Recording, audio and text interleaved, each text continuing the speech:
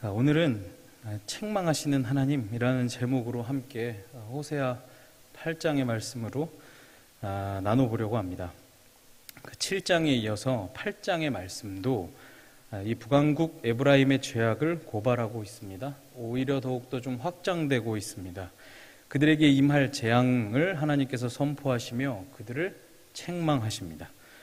하나님과 이스라엘이 어떤 관계였냐면 언약의 관계였죠. 부부 사이와도 같았습니다. 그런데 부부 사이에서 한쪽에게만 무한한 희생을 강요할 때 그 부부관계는 어떻겠습니까? 행복하기가 어려울 것입니다. 신실한 하나님 앞에 신실한 삶으로 언약관계를 증명하며 하나님을 사랑해야 했지만 이 에브라임은 그러지 못했습니다. 이들은 열심을 다해 제사를 드립니다. 그러나 그 제사는 하나님께서 받으시는 예배가 아니었습니다. 오늘 호세아 말씀 8장을 쭉 보시면요, 선을 버린 이스라엘에 대한 책망, 또 송아지에 비유한 그 송아지의 신앙, 또 돌아다니는 들나귀의 모습들, 마지막으로 율법을 저버린 모습들이 등장합니다. 오늘은 제일 먼저 그리고 제일 마지막 내용으로 이 두 가지 함께 살펴보며 무엇을 배울 수 있는지 나눠보려고 합니다. 첫 번째는요, 선을 버린 이스라엘, 하나님께서는 이 선을 버린 이스라엘을 책망하십니다. 1절을 보시면 나팔을 불며 비상경보가 울리죠. 요즘 시대로 말하면 사이렌이 아마 울리는 상황일 것입니다. 적군이 독수리처럼 여호와의 집을 덮쳐옵니다. 그 이유가 무엇이냐면 이스라엘 백성이 언약을 깨뜨렸기 때문이었습니다. 이스라엘 사람들은 하나님께 부르짖죠. 자신들이 하나님을 안다라고 고백합니다. 자신들을 가리켜 하나님의 백성을 상징하는 이스라엘이라고 고백하기도 합니다. 근데 지금 이 이스라엘 사람들이 어떤 상태였습니까? 이방 민족의 문화, 정치, 종교, 도덕 모든 게 혼합되어 있는 상태였습니다. 사실상 하나님의 백성 이스라엘로서의 정체성은 사라져버린 상태였다라는 것입니다. 영적으로 백발의 노인이 되어버렸다. 그들은 자신들의 영적인 현 주소를 여전히 깨닫지 못하고 있습니다. 그럼에도 자신들이 여전히 이스라엘임을 자부합니다. 그러며 하나님을 나의 하나님이라고 부릅니다. 그런데 하나님은 어떻게 하십니까? 응답하지 않으십니다. 원수에게 쫓기는 심판의 말씀 외에는 다른 것이 없다라고 오늘 말씀하십니다. 오늘 호세아서에서는요, 이스라엘을 그들의 고백, 그들의 부르짖음, 그들의 제사, 그 종교적인 어떤 실천으로 평가하지 않습니다. 지금까지 호세아서를 쭉 살펴보았듯이 그들을 돌아보는 근거는 무엇이냐면 일상에서의 삶이었습니다. 그들의 인생, 그들의 현실이었습니다. 그리고 그들의 실제 정치적인 현실, 외교 관계, 이런 그들의 일상에서의 삶이었단 말입니다. 어제 말씀에서와 같이 이들에게 가장 중요한 것은 이 백성들이 풍요를 쫓아가는지 진리와 인애, 진리의 삶을 살아가는지 이거였습니다. 이제 3절에까지 넘어가 보면 그들의 현실 가운데 선을 버립니다. 선. 3절을 보면 이스라엘이 이미 선을 버렸으니 원수가 그를 따를 것이라. 이 이스라엘 사람들은요, 마땅히 해야 할 옳은 일을 행하지 않습니다. 그러니 그들의 대단한 고백들은 그저 빈말에 불과했다라는 것입니다. 하나님께서는 이 고백을 듣지 않으신다라는 것입니다. 그들의 말은 모두 허사가 되어버리고 맙니다. 그들이 선을 버렸으니 여호와의 집 성전은 하나님의 심판의 상징이 오늘 말씀에 되어버리고 맙니다. 이 말씀이 주는 교훈이 무엇이겠습니까? 하나님께 우리가 드리는 아름다운 고백도 중요하지만 우리 삶에서의 실제 실천이 중요하다라는 것입니다. 삶으로 그리스도인임을 증명하며 살아가야 된다라는 것입니다. 호세아서에서는요, 이 선을 버린 이스라엘, 이 고백을 단번에 허물어 버립니다. 이것은 사실 성경에서 많이 강조했던 점이죠. 이사야 1장 16에서 17절을 보면 이렇게 말씀하십니다. 너희는 스스로 씻으며 스스로 깨끗하게 하여 내 목전에서 너희의 악한 행실을 버리며 행악을 그치고 선행을 배우며 정의를 구하며 학대받는 자를 도와주며 고아를 위하여 신원하며 과부를 위하여 변호하라 하셨느니라. 성경에서는 요구하죠. 아모스 5장 14절만 봐도 너희는 살려면 선을 구하고 악을 구하지 말지어다. 이렇게 강조하십니다. 예수님께서도 신약에 이르러 뭐라고 말씀하시냐면 마태복음 7장 21절인데 이 말씀은 함께 한번 봉독해 보도록 하겠습니다. 마태복음 7장 21절 말씀입니다. 시작. 나더러 주여 주여 하는 자마다 다 천국에 들어갈 것이 아니요 다만 하늘에 계신 내 아버지의 뜻대로 행하는 자라야 들어가리라. 아멘. 오늘날 우리 지금을 살아가는 오늘날 우리는 무엇으로 우리의 믿음을 점검하고 있습니까? 아름다운 고백이 우리의 믿음, 신앙의 기준입니까? 주일 성수, 주님께 올려드리는 귀한 예물 너무도 중요하죠. 신앙의 기초입니다. 그런데 오직 그것만이 우리 신앙의 척도가 될 수 있겠습니까? 우리의 살아가는 인생 가운데 우리의 삶 안에 하나님의 사랑을 실천하고 있는지, 우리 형제와 자매, 이웃과 우리가 어떤 관계를 맺으며 살아가고 있는지, 그리고 우리의 삶 가운데 현실을 신앙의 관점으로 바라보고 접근하고 있는지, 이 세상이 풍요를 강조합니다. 잘 되는 거.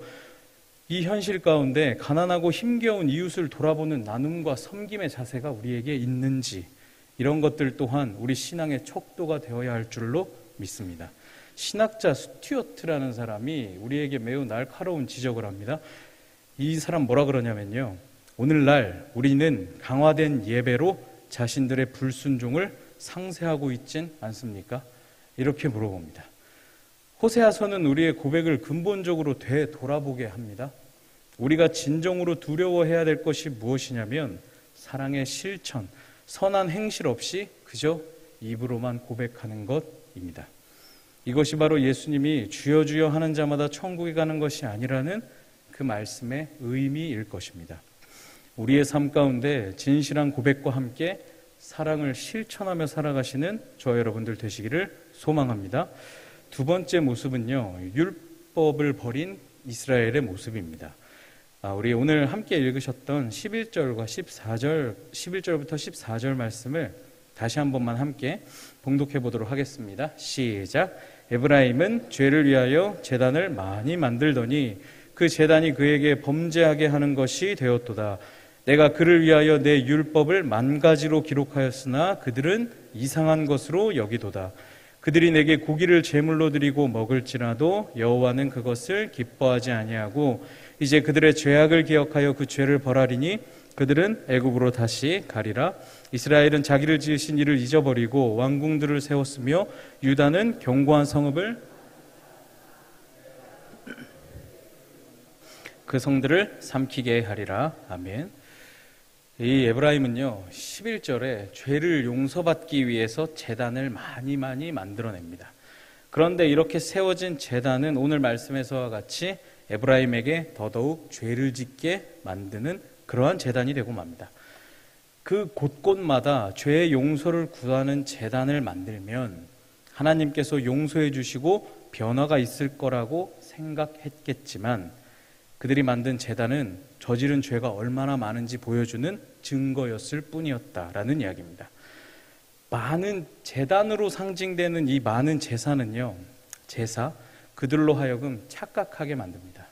그들은 자신이 쌓았고 이 드린 제단과 제사를 통해서 마치 자신들이 할 걸 다 한 것 마냥 여겼다라는 것입니다. 나는 할 일을 다 했다. 나는 하나님께 할 거를 다 했으니 이제 다시 세상과 열방으로 난 달려간다. 일상생활의 순종을 멀리 했던 것입니다. 12절에 가보시죠. 하나님께서는 백성들에게 찾으시고 명령하시는 삶에 대해 수많은 가르침을 주십니다. 근데 이스라엘은 이 모든 것을 이상한 것으로 여깁니다. 아무런 관계도 없는 것처럼 여겼다라는 것입니다. 이 모든 것을 낯설어합니다. 그들의 일상생활과 하나님의 명령이 부딪히고 있음을 오늘 말씀은 보여주고 있는 것입니다. 호세아의 말씀을 돌아보면 하나님께서 어떤 분이시냐면 이스라엘에게 정의와 공의, 인애와 진리로 찾아오시는 분이시죠. 그리고 이 이스라엘 가운데 진리와 인애, 하나님을 아는 것이 없음을 안타까워하십니다. 탄식하시죠. 오늘 말씀에서처럼 선을 버린 이스라엘을 책망하십니다. 그런데 이스라엘은 어떻게 합니까? 그들의 신앙과 생활에서 인애, 진리, 정의가 요구된다라는 것에 낯설어합니다. 그걸 이상하게 여깁니다. 이 이스라엘 사람들, 이들 가운데 세워진 왕과 지도자들, 그 이야기, 쿠데타 이야기 했었죠. 이 왕과 지도자들이 하나님과 아무 상관없다고 얘기합니다. 권력을 욕심의 도구로 사용하면 안 됩니다. 이것은 우상 숭배와 똑같습니다라고 얘기했던 예언자들의 그 선포를 낯설어합니다. 이상하게 생각합니다. 또한 그들의 현실 가운데 외교적인 부분을 보면 아람, 아수르, 애굽 의지하고 동맹을 맺죠. 우호관계, 동맹을 맺고 협력하는 이 노력을 음란이라고 규정하시는 하나님의 선포에 대해서 낯설어한다라는 얘기입니다. 곰곰이 근데 생각을 해보니까 이 성경에는 낯선 말씀들이 많이 나오죠. 구약 성경은 특히 그렇습니다. 우리의 일상생활을 많이 건드리는 성경이죠. 이를테면 레위기에서 그렇게 많이 나눴던 것처럼 이런 얘기 있었죠. 그날 고용한 노동자에게 그날 품삯을 줘라. 이를테면요, 7년마다 빚을 탕감하고 농사짓지 않으며 49년이 지나면 모든 사람이 원래의 땅으로, 원래의 가족에게로 돌아가는 제도의 말씀 또한 우리에게는 사실 낯선 말씀입니다. 하나님의 율법은 우리에게 낯설죠. 하나님의 말씀은 이들 삶에 적용하기에 이상하고 낯설었다는 겁니다. 말씀이 삶에서 너무 동떨어져 있었다라는 이야기입니다. 이들에게는 오히려 바알이 더 익숙하죠. 예배를 꼬박꼬박 제사를 잘 드려도 말씀을 삶에 연관시키는 것이 왜 그렇게 우리에게는 낯선 것일까요? 우리 아이가 시험을 잘 봤으면 좋겠다. 성공해서 좋은 대학 갔으면 좋겠다. 또 좋은 직장에도 가고 좋은 배우자도 만나고 좋은 집에서 살았으면 좋겠지. 이런 게 중요하지 하나님의 말씀이 무슨 실제로 도움이 될까라는 그런 태도와 같이 말입니다. 우리는 오늘 이 말씀에서 나오는 제사만 드리면 다 되는 줄 알았던 에브라임과는 다르게 일상생활에서의 순종을 가까이 하는 사람들이 되어야 합니다. 하나님께 드릴 더 많은 제사와 더 많은 제단이 아니라 하나님께 드릴 그 신실한 사랑, 그것으로 살아가는 우리의 인생, 우리의 삶이 제사이고 우리의 삶이 예배여야 하는 것입니다. 사무엘상 15장 22절은 너무나도 유명하죠. 이 말씀 함께 봉독해 보도록 하겠습니다. 사무엘상 15장 22절 말씀입니다. 시작. 사무엘이 이르되 여호와께서 번제와 다른 제사를 그의 목소리를 청종하는 것을 좋아하심같이 좋아하시겠나이까. 순종이 제사보다 낫고 듣는 것이 수량의 기름보다 나으니. 아멘. 수많은 제사를 드려도 단지 거기서 끝난다면, 그것뿐이라면 하나님께서는 기뻐 받으시지 않으신다라는 이야기입니다. 만일 하나님께서 우리가 드리는 예배가 아니라고 말씀하시면 어떻게 하시겠습니까?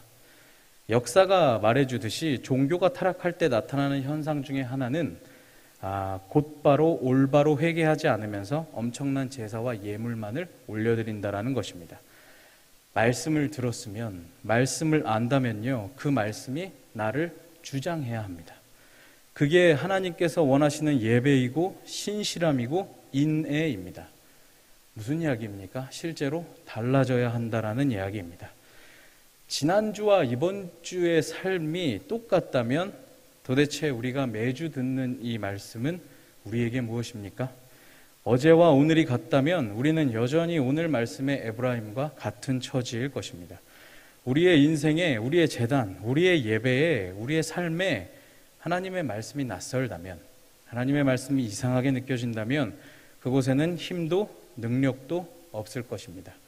호세아서에서 그렇게도 강조하는 것은 하나님을 아는 것입니다. 하나님이 무엇을 원하시고 우리가 어떻게 살기를 바라시는지 그것을 깨달아 그렇게 살아가시는 저 여러분들이 되시기를 바랍니다. 이야기를 하나 하고 마치려고 합니다. 2명의 그리스도인이 작은 배를 타고 강을 건너고 있었답니다. 근데 한 사람이 사공이겠죠. 노를 저어주는데 이 두 사람은 기독교인들에게 익숙한 주제로 옥신각신 싸우고 있었답니다. 뭐냐면 행함이냐 믿음이냐 누가 더 중요한지 싸웠답니다. 한 사람은 선한 행위는 중요한 게 아닙니다. 믿음만이 모든 것이죠 라고 말하죠. 다른 한 사람은 그것에 정반대 의견을 얘기합니다. 옥신각신하는 그를 보며 가만히 듣고 있더니 사공이 한마디만 해도 되냐고 이야기하고 말을 하더랍니다. 자기가 오른손에 들고 있는 노를 믿음이라 하고 왼손에 있는 노를 행함이라고 합시다. 하나만 저으면, 믿음이란 노만 저으면 배는 그 자리에서 빙글빙글 돌게 된다라는 것입니다. 두 개를 같이 저어야지만 앞으로 나아갈 수 있다. 결국 무슨 얘기입니까? 둘 다 중요하다라는 이야기였습니다. 하나님께 신실한 믿음과 함께 하나님께서 기뻐하시는 삶의 예배와 삶의 제사를 올려드리시는 저와 여러분들이 되시기를 소망합니다. 오늘 하나님께서는 이스라엘을 책망하시고 심판의 말씀을 선포하시죠. 그 이유는 선을 버렸기 때문에, 율법을 버렸기 때문이었습니다. 그러나 하나님께서는요, 철저히 회개하고 하나님께 돌아온다면, 그들이 진정으로 하나님을 알고 하나님의 백성답게 살아가기로 회개한다면 돌아오시는 분이십니다. 이 선포하신 심판의 말씀을 철회하시는 분이십니다. 하나님은 문을 닫으시는 분이 아니라 두드리면 열어주시는 분이시기 때문입니다. 히브리서 12장 8절을 보면 이렇게 돼 있죠. 징계는 다 받는 것이거늘 너희에게 없으면 사생자요 친아들이 아니니라. 하나님께서 우리를 사랑하셔서 책망하시는 줄을 아셔서 하나님을 아는 하나님의 백성으로 살아가시며 주님께로 돌아오시는 저 여러분들 되시기를 소망합니다.